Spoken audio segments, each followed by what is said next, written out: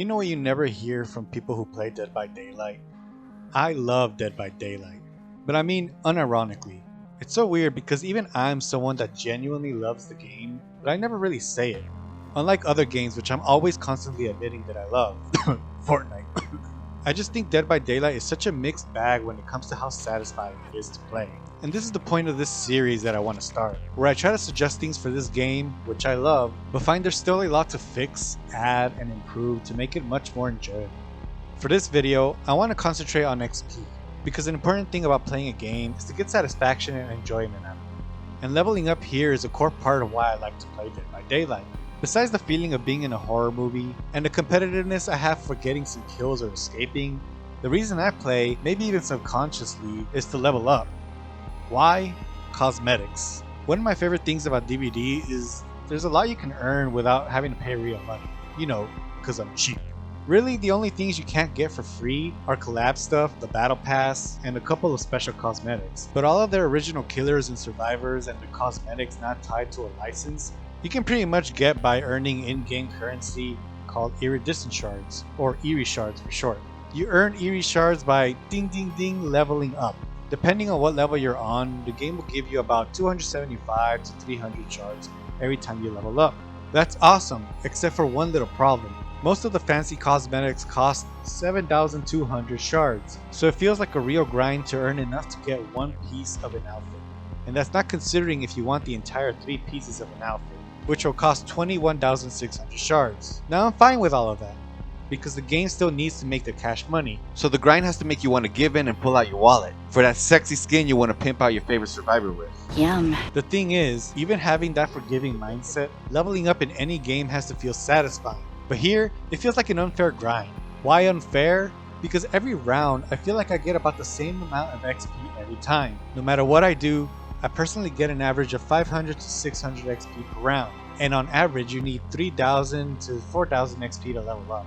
There's games where I don't do much, and I even purposefully tested this out by rarely touching a gen or doing anything. I just hid, and as long as you stay alive long enough, you'll get your usual amount of XP. Why? Because you gain 1 XP per second you stay alive in a trial, up to a 10-minute cap. That's 600 seconds, so 600 XP. Now, why do I think this sucks? Because it doesn't give the players a proper incentive to get objectives done. You can hide, ignore your teammates, not heal or work on generators, let your buddies die on hook. Hell, it doesn't matter if you escape or not. The only thing that matters is that you're letting the clock run, and you're one of the people still alive. Now for killers, the mindset is a little different, because the way you earn XP is the same. It's all about time. But if you ignore objectives or don't chase down survivors, you'll finish generators quickly and escape sooner, and in turn, the XP gain will be smaller. I don't know about you, but to me this way of gaining XP just feels so unrewarding. Imagine you're the one carrying the team, leading the killer away from gens, saving your fellow survivors, working on objectives the whole game, and then escaping the trial, only to earn almost the same amount of XP as the person in that trial that didn't touch an objective.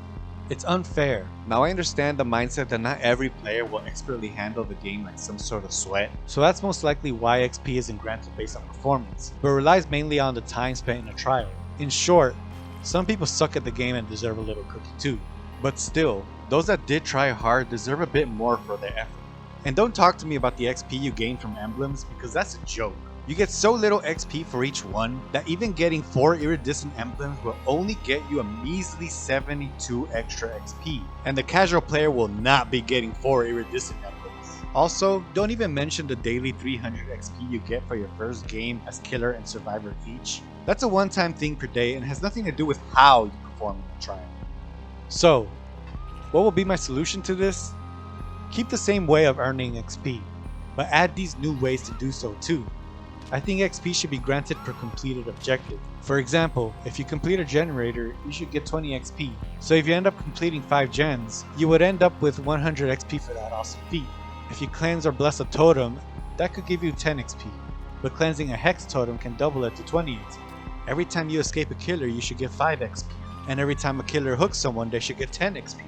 And for the big objective as survivor, you know, escaping, you should be granted a 50 XP or something. And if the killer ends up not letting anyone escape, they can get 100 XP.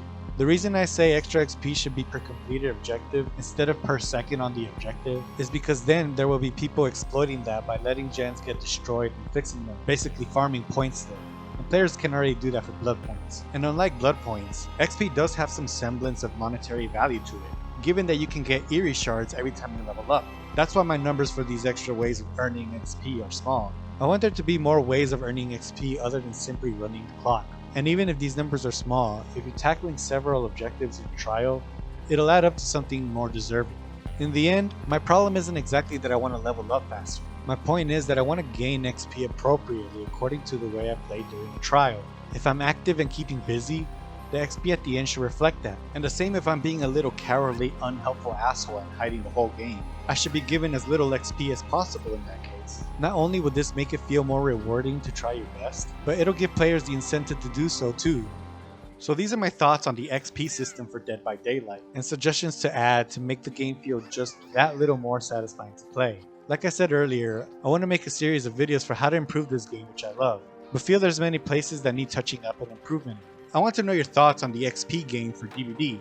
Maybe I'm the only one who's not satisfied with it. And I'd like to hear what other aspects of the game you feel might need improvement, changes, additions, or any tweaks you can think of. In the meantime, let's walk into the fog and keep fixing those gens. Or not. Because apparently none of that matters as long as you're surviving for 10 freaking minutes.